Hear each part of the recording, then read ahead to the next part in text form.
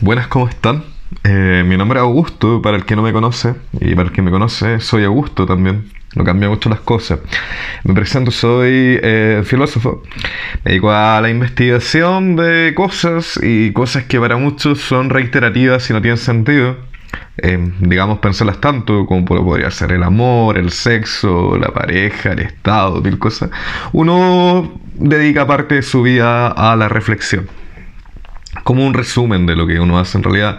Yo creo que es un trabajo donde uno debe sacrificar mucho más de lo que tiene, así que la nobleza de esta labor, creo que quiero hablar en defensa de la materia prima del filósofo, que son las expresiones que nosotros usamos. Es nuestro lenguaje, por así decirlo, y cuando usamos materia prima necesitamos la mayor cantidad de riquezas para poder comunicarnos. Y de alguna forma lo que más vale en un filósofo y lo que más nos ha quitado en la historia es la libertad de opinión.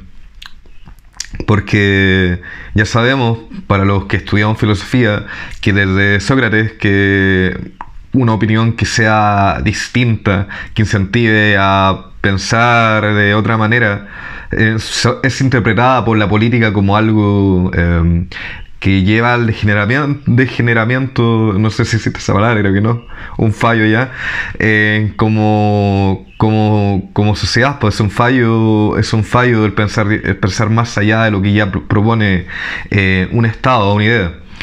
Hace un par de horas atrás vi una declaración de Álvaro de Elizalde. Yo, con todo respeto a él, me cae una persona que me cae muy bien. Encuentro una persona que tiene un potencial de liderazgo súper increíble, ¿no? Yo te lo prometo. Aún así, obviamente, aunque esto quizás pueda chocar un poco con ideas de gente que conozco, creo que es necesario dejar mi opinión. ¿Por qué? Porque simplemente tengo el ego muy grande y no me puedo quedar callado cuando una cosa está mal, ¿me entiendes? Porque inmediatamente asumo que un error puede ser grave para mucha más gente, tal como hay gente que piensa que este discurso puede ser dañino para una sociedad. Si es que se permite dentro del ámbito docente, que sería la filosofía. Lo mismo yo creo que ocurre si es que yo permito que se creen ideas sobre la censura misma. Y yo estudio en la Universidad de Chile y conozco la Universidad de Chile hace años y sé que estos son tarados, con todo respeto, con el tema de la censura. De verdad, yo lo digo. Me da una pena tremenda, pero no son capaces de ponerse los pantalones con respecto a la libertad de expresión, pues. O sea, es una problemática pucha, que pasa en las universidades con los discursos políticos, independiente de dónde sea el lado. Entonces, cada universidad tiene sus propios pensamientos, ¿me entienden? Y es respetable, yo encuentro que eso está bien. O sea, es como cada iglesia, cada religión, cada credo, cada ideología. O sea, hay espacios donde uno puede compartir las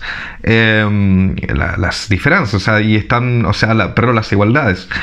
Pero en el caso de una filosofía se requieren completamente las aperturas de libertad y de las expresiones que pueden haber. ¿Qué ocurre? Bueno, a mí me llamó la atención. En realidad no me había llamado la atención. La censura me llama la atención siempre, pero estamos viviendo en una censura, estamos en época de guerra. Pero nunca había visto digamos, nunca, no, mira, no me había llamado la atención el caso, eso es la verdad, hasta que dije, bueno, esto debe ser algo común y cotidiano, el funar un paper, una publicación o algo, y esto era algo sobre la pedofilia, y yo dije, bueno, está bien, es normal que se censure. Un segundo, ¿eh? Yo decía, es normal que se censure esta situación, porque hay una complejidad en el tema que se quiere abordar. Pero Sin embargo, yo caí en ver que querían despedir a los profesores, muy típico, porque son unos hijos de puta y lo peor es que a veces lo echan.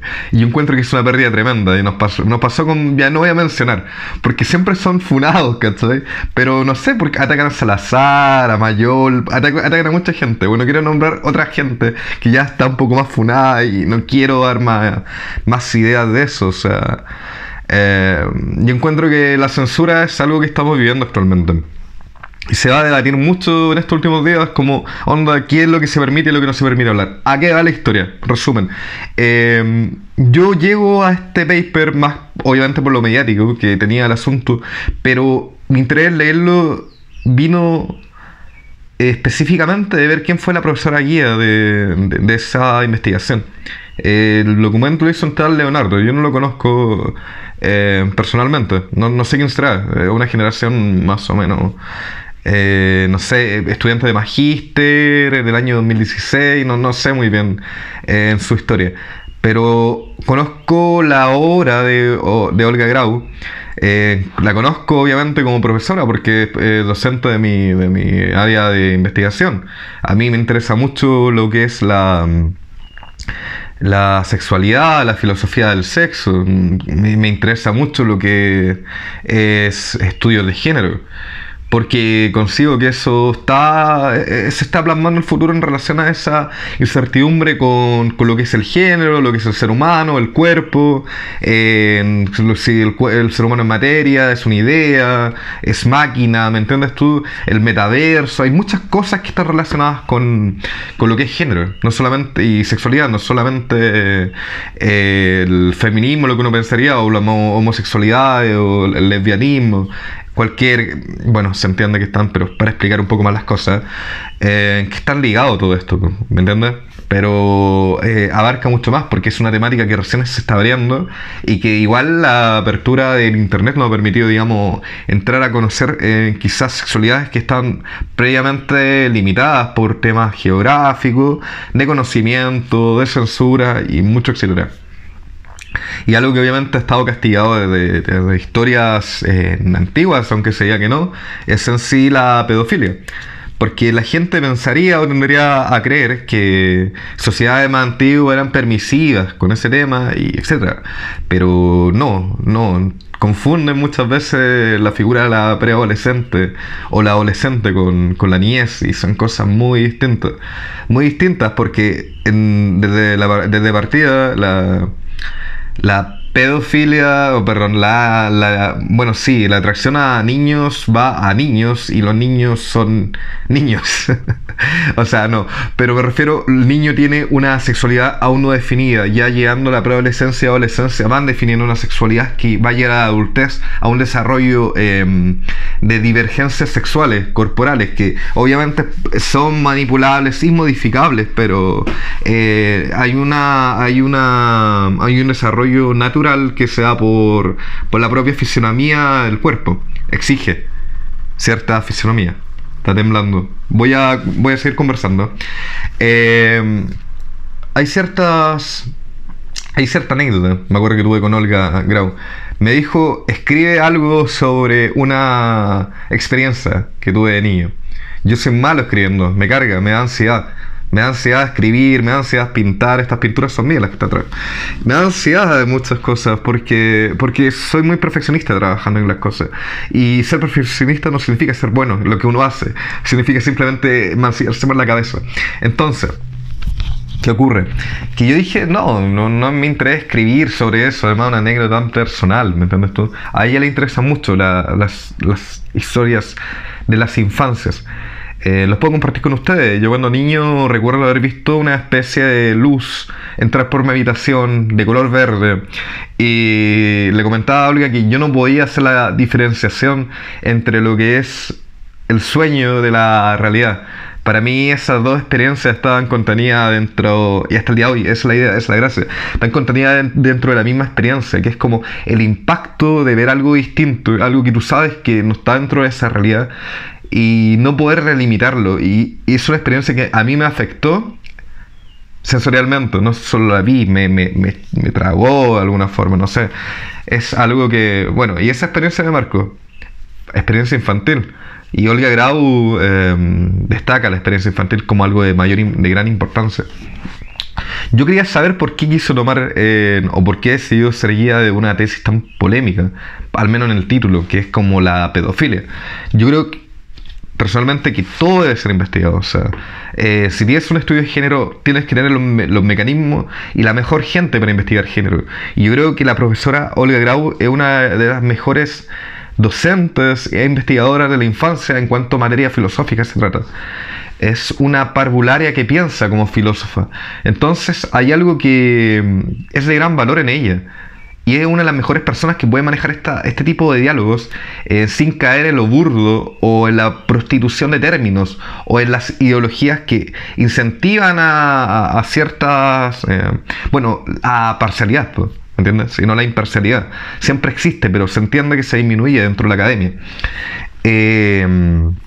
Bueno, y me di cuenta de eso, llegué por ella y dije, no, entonces tiene que haber algo interesante acá, y leí esta tesis y yo ahora, bueno, les voy a empezar a explicar qué fue lo que descubrí, que creo que es polémico, y mis opiniones, obviamente, voy a detenerme en las opiniones porque tengo la necesidad de hablar. Por una cuestión de nacimiento. Comunicarme es parte del deseo desde que es infante. Uno quiere comunicarse, así que, bueno. Hay un punto central, bien, en la tesis que propone Leonardo, que es el placer de los infantes. ¿Qué ocurre? Que siempre las lecturas sobre los niños aluden a su asexualidad, como expliqué en un principio. Ya los griegos tenían esa percepción de separar el sexo del niño como ajeno a los dos sexos de hombre y mujer. O sea, no hay un género definido. Y bueno, hoy en día se debate, principalmente en Rusia, pero en Chile también hay grupos que piensan de que no se debería exponer al niño a situaciones como de su sexualización temprana, o sea, exponerlo a sexualización temprana y exponerlos a homosexualidad, bueno, lo mismo, ¿cierto? Exponerlo, bueno, a violencia, no, nadie lo discute, pero también está la exposición a violencia, los griegos lo pensaban, por ejemplo. No es una idea nueva, o sea, esto ya se viene pensando, o sea, se le priva al niño de la perversión para poder cuidar su crecimiento, ¿me entiendes tú? Como que eso de la guerra, eso del sexo, pertenece a los adultos. Sin embargo, la realidad es que los niños tienen desarrollo sexual y tienen desarrollo también de la violencia. Yo creo que eso se ha tratado incluso en Black Mirror. Hay un capítulo que muestra a una niña que le censura la mente, tanto que le gusta después la perversión de la violencia misma, que se está haciendo prohibida. Ese capítulo es muy bueno. El infante tiene perversidades, es perverso también. O sea, aunque él no la reconozca como tal y uno puedas tú mismo decirme acá, si piensas que es una perversión como tal o es parte de su infancia el ir descubriendo ese tipo de aspectos de la vida. El tema es que hay una separación. Al infante no se le puede permitir que acceda al adulto de forma sexual. ¿Por qué? Según plantea esta tesis, cosa que yo también estoy de acuerdo, los infantes buscan... Bueno, acá está la diferencia. Él usa el término seducen, pero yo creo que buscarían instancias de interés con adultos por atracción, como puede sentir atracción como con otro niño. Y yo creo que muchos de nosotros, yo recuerdo, por ejemplo, me gustaba una compañera cuando tenía 5 años, y yo tenía 5 años.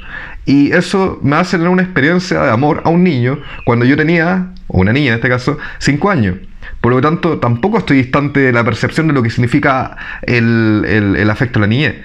Claramente uno luego se sexualiza y se hace que te gusten los varones o las mujeres, uno va seleccionando atributos que tienen que ver con las replicaciones familiares. Entonces se presentan en figuras adultas, en las admiraciones, y están, por ejemplo, los abuelos, los padres, los hermanos, las hermanas, las madres, las abuelas. Entonces, ¿qué ocurre? Que parece ser que la interacción entre un adulto y un niño de manera sexual no se debiese ni se podría dar, ¿cierto? Y se induce de que el varón que tiene coito con un menor o una menor produce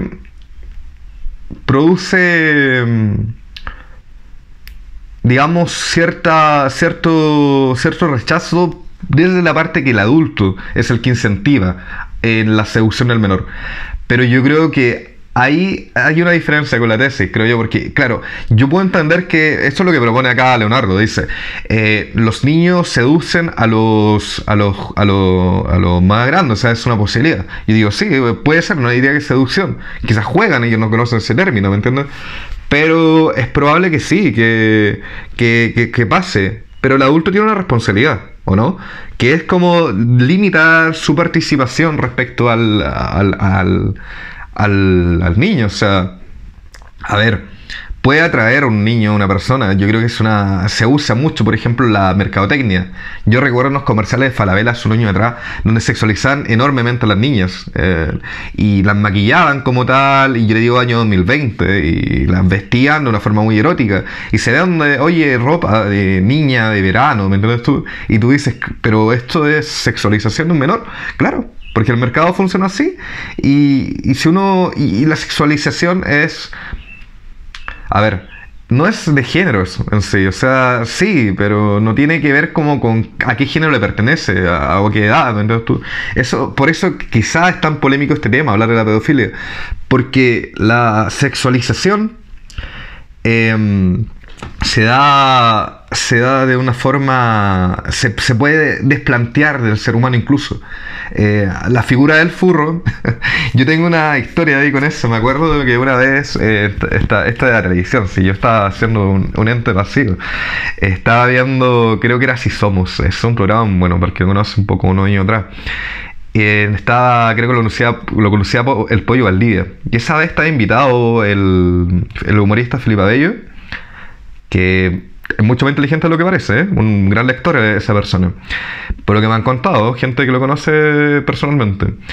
Y estaba Juan Andrés Salfate, y estaba mostrando una escena de Looney Tunes, una cosa así como el Bad Bunny, el personaje animado, y mostraban unas mujeres animalitas muy sexualizadas, y dice el Felipe Abello, es normal que me caliente con esto, Juan Andrés.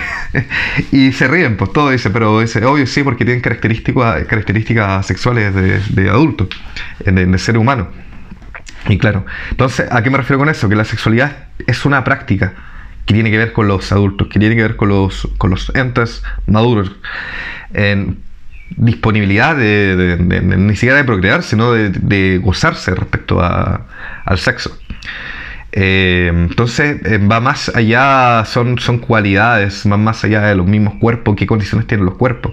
Hay un documental muy bueno que habla de la prostitución para la gente con discapacidades, que también tiene sexualidades. Eso también se habla en género, por eso es importante no sesgar los estudios de género, menos en esta época que está tan incipiente. Entiendo que, bueno, no importa, me estoy desviando. Entonces, ¿qué pasa? Que este hombre, Leonardo, dice que, claro, que hay cierta relación que se da entre ¿cómo se llama? Que se prohíbe entre los adultos y los niños. Hay un asunto también con el aspecto de la culpa, que muchas veces los niños sienten. Ya, esta es la principal tesis, la principal tesis en donde se sostiene Leonardo, es que muchas veces en el abuso o en la relación entre hombres y niños, hablando ya de estrictamente la pedofilia, ya pasamos como a la presentación, lo que es estrictamente lo pedófilo. Muchas veces los niños sienten que no entienden que pasaron por un abuso sexual hasta que un adulto les dice que hay un abuso sexual. Es decir, muchas veces está el placer del niño previamente antes que la idea del abuso. ¿Me entiendes? ¿Me explico? Lo que él quiere decir es que probablemente, lo que interpreto yo, o bueno, casi lo que dice ahí, el adulto o sea, el niño al tener relación con un adulto se descubre, se enmaraña, no sé, ponte tú que fue el padre o la madre a su hijo. Abusa de este niño, se tiene relaciones sexuales con este niño, pero el niño no lo ve así. ¿Es abuso sexual? Lo que dice Leonardo es que para la experiencia del niño no lo es, hasta que una ley o un juicio le dice, ¿sabes qué? Tú has sido víctima de abuso, Y el niño siente culpa y siente un gran problema. Mira, yo no sé si acá me está leyendo o me está escuchando algún psicólogo o algún psiquiatra o algún trabajador en la infancia, pero quizás sabrá la complejidad que existe en los abusos sexuales, porque cuando hay abuso dentro de la familia existen divisiones familiares, se separa la familia, obviamente, o sea, hay una cuestión de una gravedad, podríamos decir. Yo no quito la palabra gravedad, yo no soy tan relativizador. Yo creo que sí es grave que se oculte la relación sexual entre un niño y un adulto, incluso aunque se muestre, pero ¿me entiendes? Que exista como una tradición respecto a la tradición familiar. Se rompe entonces ese esquema. Se descubre un abusador o una abusadora dentro de la familia y el niño siente culpa porque la familia se separa a causa de algo que él no entendía que fuera algo malo. Incluso si lo hubiera entendido, se separa a causa de él. Entonces ahí rompemos de golpe la principal tesis del que... bueno, cuestionaba si es que acaso es mal una relación entre hombres y adultos. Yo personalmente, Leonardo, con todo el respeto del mundo, creo que sí. O sea, me gusta tu tesis, me la encontré muy buena, muy completa y alimenta mucho, abarca muchos temas, habla de películas, habla de literatura, como dije yo, de cine también, incluso de programas de televisión, y yo creo que sí, interesante. Pero para mí, desde mi percepción o lo que la experiencia me ha dicho, no es bueno que un niño esté en relaciones tempranas con un adulto. Primero porque los hipersexualiza muy tempranamente y eso queda toda la vida marcado. O sea, yo creo que si alguien ha tenido una relación con un amigo o una amiga que haya vivido una experiencia de abuso sexual, se va a dar cuenta que es una persona hipersexualizada. O sea, se erotizza fácilmente, se masturba fácilmente, le gusta el contacto físico, lo requiere. No digo que eso haga una persona mejor o mayor que otra. Lo que digo es que ya tiene una consecuencia dentro de su determinación de vida. Y sí, es verdad que un niño puede desarrollar, o sea, yo entiendo que tiene intereses sexuales desde una temprana edad. O sea, siempre vamos en desarrollo hacia la muerte. Bueno, eso significa que tenemos que pasar por la adultez en algún momento y morir. Eso significa que vamos aprendiendo y vamos tomando cosas a la gente que ya está antes que nosotros. Eso significa que vamos a llegar a una sexualidad. O sea, estamos en camino a sexualizarnos constantemente. Y aprendiendo y siguiendo y deseando otros cuerpos, otra gente constantemente. Y es parte de uno, no tiene que sentirse menos por eso. Pero claramente tiene consecuencias muy negativas. Y creo yo que un adulto no debiese llegar a tener relaciones con un niño. No digo que de ninguna manera, sino que no debería. Pero estoy de acuerdo con algo que dice él. Y acaba la segunda parte de la tesis, que yo creo que esta es la parte más interesante, que a mí sí me gustó, yo creo que está muy bueno, que es la idea del pedófilo como figura mediática. Yo creo que por eso yo digo, ha sido un genio. Está oculto en este momento Leonardo, porque creo que no se puede acceder a él de ninguna manera. Yo lo entiendo, o sea, la gente cuando hay acusaciones y funas se oculta. Yo no soy tan así, o sea, yo prefiero como que sí, no me gusta apretarme porque tengo mucho espacio y me gusta el espacio. Tengo mi casa grande, es cosa grande. Claro, el pedófilo responde más bien a una figura mediática y no es tan real como pareciese ser. O sea, yo no conozco muchos hombres pedófilos, pero sí muchas mujeres pedófilas. Distingamos las cosas. No son pederastras o gente que ha tenido en sí acciones como sexuales con niños. Yo creo que si vieron una situación así, evidentemente lo denunciaría. No, quizás no. ¿Cachai? No, quizás no, estoy mintiendo. Porque no lo haga, en realidad soy muy vago en ese sentido. Soy vago conmigo mismo, incluso, imagínense. Pero sí, yo creo que sentiría una responsabilidad mayor respecto a lo que estaba escuchando. Pero sí, en mi experiencia personal, aparte de que yo me relaciono más con mujeres dentro de mi círculo, también en mi experiencia he tenido muchas más mujeres, he visto más mujeres que han recibido abuso y que son procreadoras de abuso sexual, ¿cachai? Con menores. Sí, pero dentro de lo más íntimo, que donde yo he visto, claro, eso me abre la mente de que no es solamente una figura, que es el varón cometiendo un acto pederastra, hay mujeres también, o que acceden a pornografía infantil o relaciones con sus hijos, ¿me entiendes tú? Claramente un tema complejo. Ahora que lo digo, claramente es difícil de abordar. O sea, yo, ¿cómo refiero a esto? Bueno, intentar jugar, se puede. Ya, entonces, ¿qué dice él? Hay una cuestión que hay que distinguir. ¿El pedófilo está enfermo o es un criminal? Porque parece que no se diferencia. Yo estaba leyendo muchos comentarios y muchos decían, no, esta gente se siente enferma, esta persona está enferma. Y otros decían, bueno, deberían eliminar a Olga Grau de la universidad y sacarla. Pero no, es que no la conocen, eso es lo más chistoso. Yo no digo que la conozca más, yo digo que no conocen tampoco Inés, dicen no una profesora más, la ven como de la visión privada. No ven el valor que tiene un profesor dentro de estas universidades tradicionales, como son la UE Conce, la UE Chile, no sé, la Católica. Requieren de mantener profesores viejos ahí, con todo respeto a los viejos. Pero sí, requieren de eso, porque hay un conocimiento y tienen que establecer una dinámica de creación, lo que decía, bueno, Letelier, lo que decía Andrés Bello, estamos creando conocimiento. Bueno, ¿está enfermo o realmente es un criminal? Y eso hay que distinguirlo, porque en el discurso no se distingue.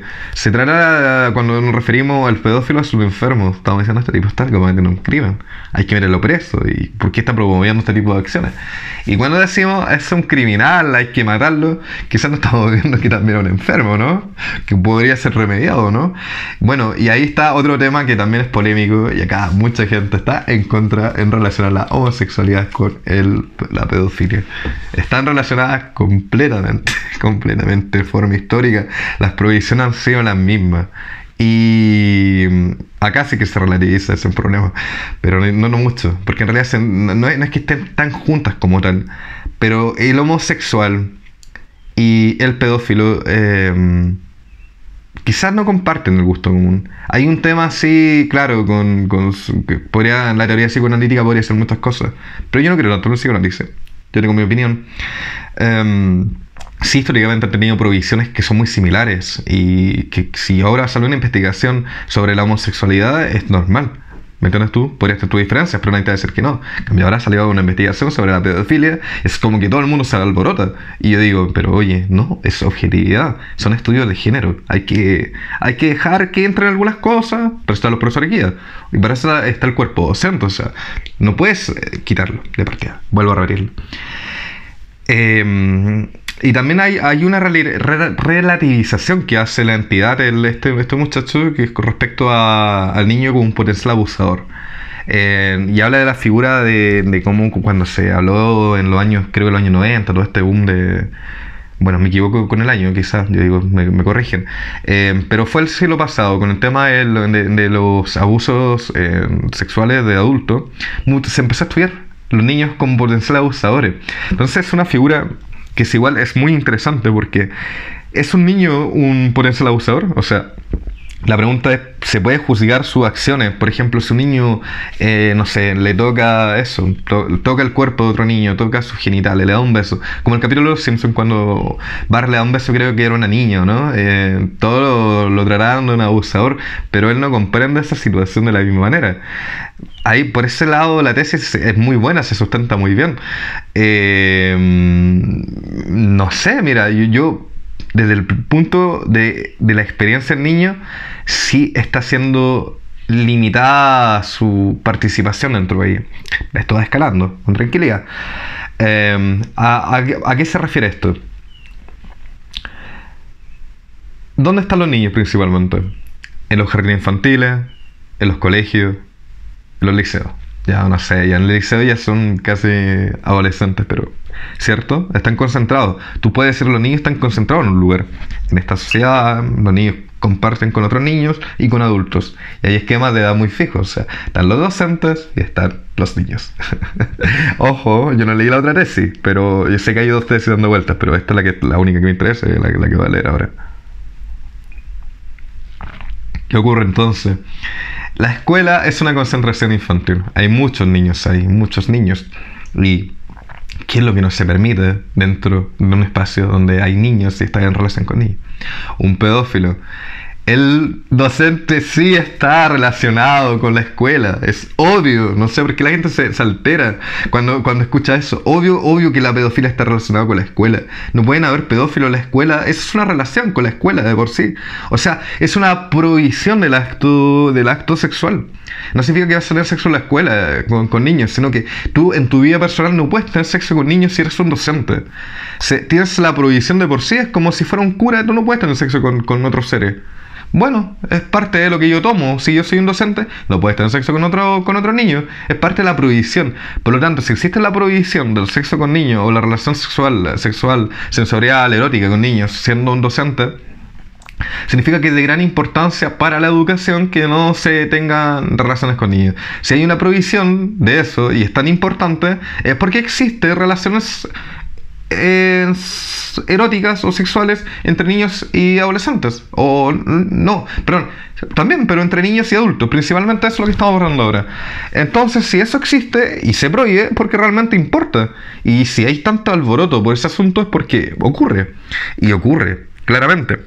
Vuelvo, relación sexual, homosexualidad y pedofilia. Yo no veo tanta relación, salvo por las prohibiciones típicas de la época, condiciones, como podríamos decir que el niño está relacionado con la mujer, en la misma situación, de una figura de la exigencia históricamente, que no tiene sus derechos, sino que se les son cedidos, etc. Niño, mujer, ya está bien, homosexualidad, pedófilo históricamente, en una realidad que se lee de una determinada manera.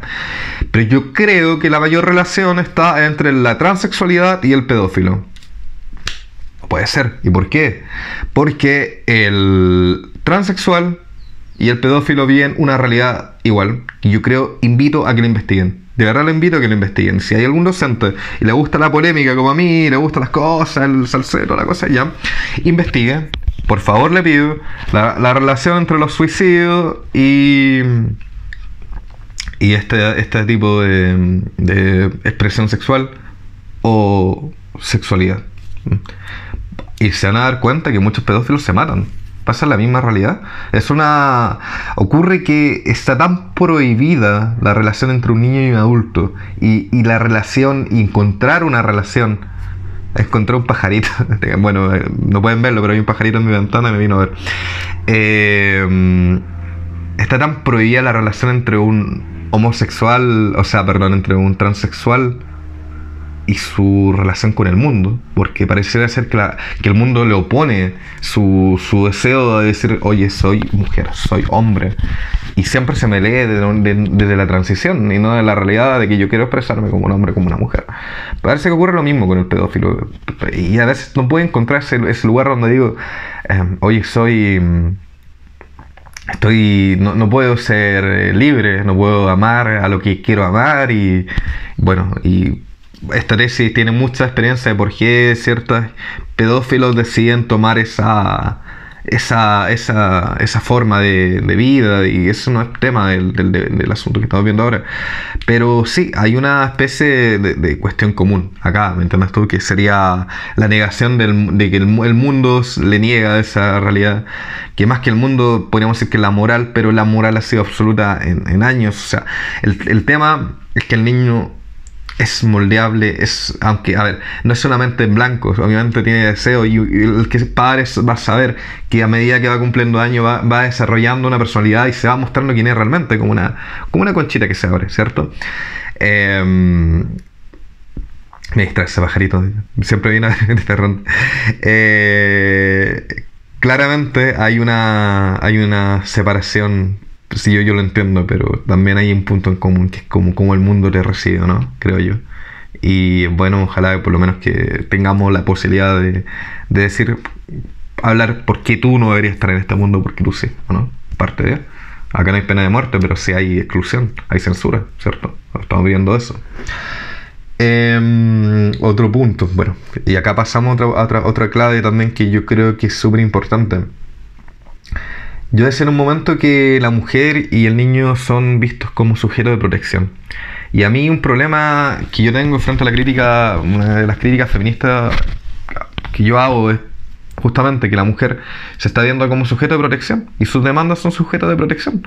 Yo cuando escucho el feminismo no sé si ha cambiado mucho con el paso de los tiempos, pero he visto que sus demandas están hechas desde la exigencia estatal, la exigencia hacia los hombres, hacia oye, merezco este tipo de trato, y no es una apuesta de rompo este esquema del mundo y me planto ante el mundo. Sé que es una crítica muy común, pero yo creo que por ahí vamos a un problema de que la mujer por medio del feminismo, de ciertas corrientes, pero digamos que son las más hegemónica respecto a la demanda social, a las que más vociferan, están en una posición infantil.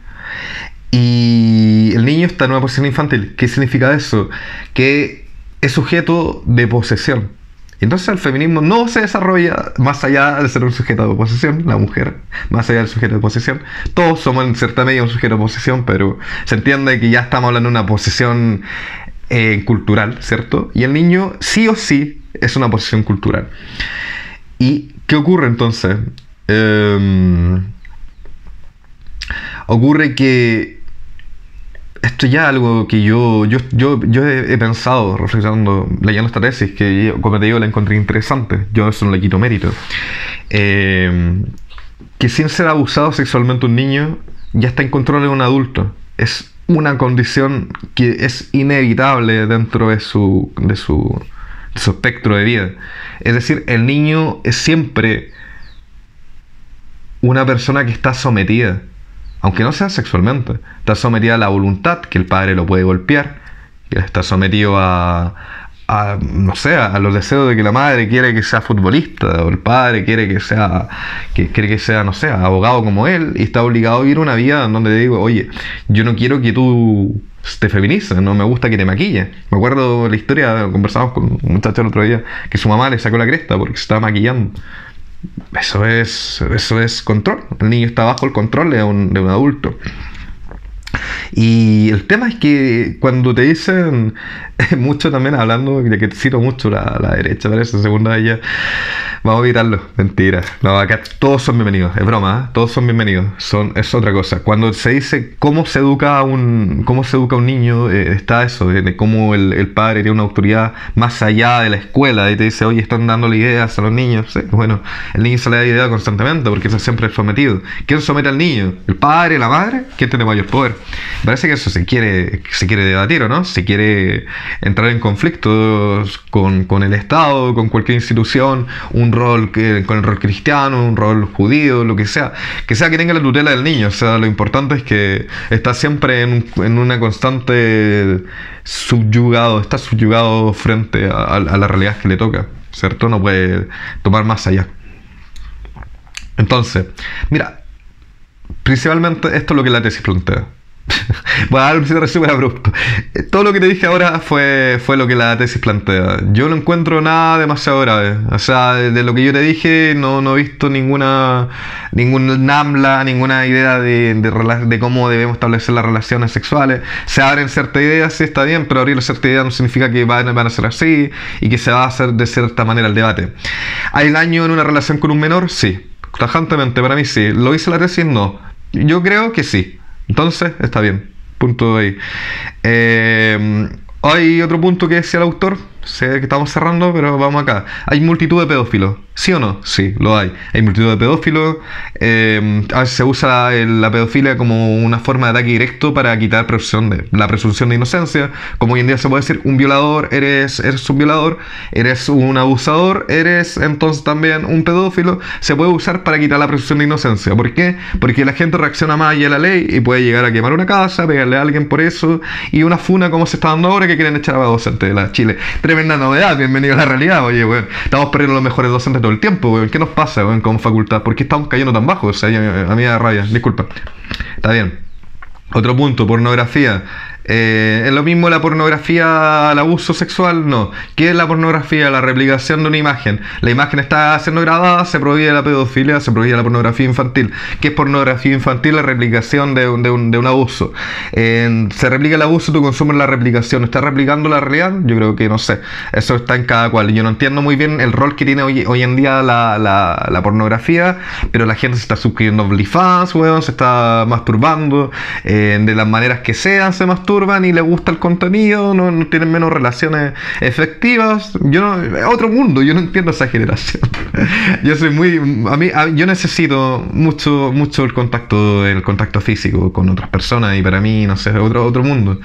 Un poco por internet quizás, así, en esa época. No mucho, pero algo así. Entonces, vamos cerrando. Prácticamente lo que ha sido la tesis ha sido lo que yo he nombrado. No hay nada fuera de la tesis más de lo que yo he dicho. Quizá lo que no mencioné fueron las nociones de relación sexual, que acá no la he mencionado. Hay varias, de cómo cómo hay diferentes formas de deseo hacia el niño. Eso lo va nombrando. Yo creo que eso ya cada cual puede ir viendo en la tesis, si es que le interesa en el texto, ir rescatando en ese tipo de aspectos. Películas también, yo no he visto muchas de las que menciona. He visto muy pocas relacionadas con el tema de la sexualidad. Innocence, que es de la esposa de ¿cómo se llama? De un director muy famoso, que hizo, creo que se llama... ¿cómo se llama esta película? La de la fiesta donde toman el LSD, que está en Netflix, es la pareja de ese director. Inocencia es muy buena y se sexualiza los niños, pero la encuentro buena. A mí no hay nada que me dé más miedo que un niño, weón. O sea, cualquier figura que esté dispuesta a darlo todo aunque se equivoque y que pueda morir, weón, por su inocencia, de repente pasa. Bueno, es parte de la experiencia de transitar por esta vida. Y bueno, eso no la mencioné, yo la menciono si a alguien interesa. Y menciono a Lolita, una película muy buena. Yo creo que me gusta más la del 90, obviamente. No recuerdo el director. También es muy buena película, aborda ese tema. Y era sensibilidad, sí, como muchas cosas. Y era sensibilidad de la vida. Hay cosas que a mí, no sé, ponte tú, a mí este tipo de cosas, la censura me hiere mi sensibilidad. Y yo no puedo juzgar a la gente que dice, oye, este tema no se puede hablar. Bueno, está bien, es que yo lo respeto. No es que lo respete, es que yo te entiendo, ¿cachai? A mí igual me cuesta hablar este tema porque encuentro que es demasiado tenso. Pero hay que dirigirse a que la gente que está adecuada para hablar lo pueda hacer. Y yo creo que la gente que está con capacidad de hablar sobre este tema está justamente, es tú, ahí en esa mente. La web Chile es muy capaz de muchas cosas. En serio. O sea, no hay que mirarlo en menos. Esto no es una institución privada. Esto ya ha tenido años de experiencia. Y los docentes están contemplando diferentes elaboraciones científicas. Por eso hay diferentes disciplinas filosóficas. Se hacen asambleas de filosofía de la ciencia de gran valor acá, por ejemplo. Una potente filosofía latinoamericana también está en nuestra universidad. Los mejores filósofos están acá, en la Universidad de Chile. O sea, son muy admirados por los de la Universidad Católica también. O sea, están en relación constante. Cada uno tiene su ideología, ¿cierto? Sí. Y la alma mater te da una forma de pensar. Pero tenemos buenos docentes. Yo creo que a ver, no hay nada muy grave en esto, ¿ya? Personalmente, lo que digo yo, no creo que haya nada muy grave. Hay que dejar que las cosas pasen, en el sentido de que no es no hacer nada. Hay que dejar que se discuta y que se permita este tipo de discusión, que si se prohíbe, no se prohíbe, que si está bien o está mal, que tal personaje le dijo esto, tal figura está en esta opinión. A todos nos interesan los niños, sí. Alguien piensa en los niños, piensan en los niños, todos piensan en los niños, está bien, nos interesa mucho. Somos potencialmente, amamos a los niños porque parece ser que tememos la muerte, y los niños representan esa continuidad de uno mismo. Somos muy egocéntricos porque finalmente la replicación es súper egocéntrica. Si vamos a morir, no sé qué estamos planificando. Y bueno, es descabellado este asunto. Bueno, en resumen, es una tesis decentemente buena. Me gustó, me hizo pensar cosas. Sí, más o menos algunas cosas ya las había planteado en mi mente, digamos, más allá de la reflexión que destaco, aparte de todo lo que leí. Creo que destacaría justamente lo que es la parte mediática, ¿sí? Porque finalmente todos le dieron la razón a él. El pedófilo parece que es visto como un enfermo o como un criminal. Y y no se sabe muy bien la diferenciación entre ambos. Ya, creo que ese es un buen punto, sí, es un buen punto, se la mando ahí porque al final cumplió, entre otras cosas que yo creo que se está leyendo mucho se auto predijo en su mismo texto. Y bienvenido a la realidad, pues. A veces no es polémico, y si a Sócrates lo mataron por decir que hay más dioses, no sé, por procrear el politeísmo, Marx provocó guerras, o sea, te das cuenta que al final, aunque no todos los filósofos sean personas exitosas, y hay que, como decía un buen profesor, hay que dejar la idea de que uno va a ser famoso siendo filósofo. Más allá de la fama, sí hay gente que cambia el mundo, hay gente muy grande en todos los oficios, y eso, son todos bienvenidos a investigar y a ser parte del aprendizaje. Y que tengan una buena tarde, y eso, los quiero mucho a todos ustedes, ojalá me den su opinión, y muchos cariños, ¿bien? Que estén muy bien, les mando un abrazo telepáticos a todos, abrazos.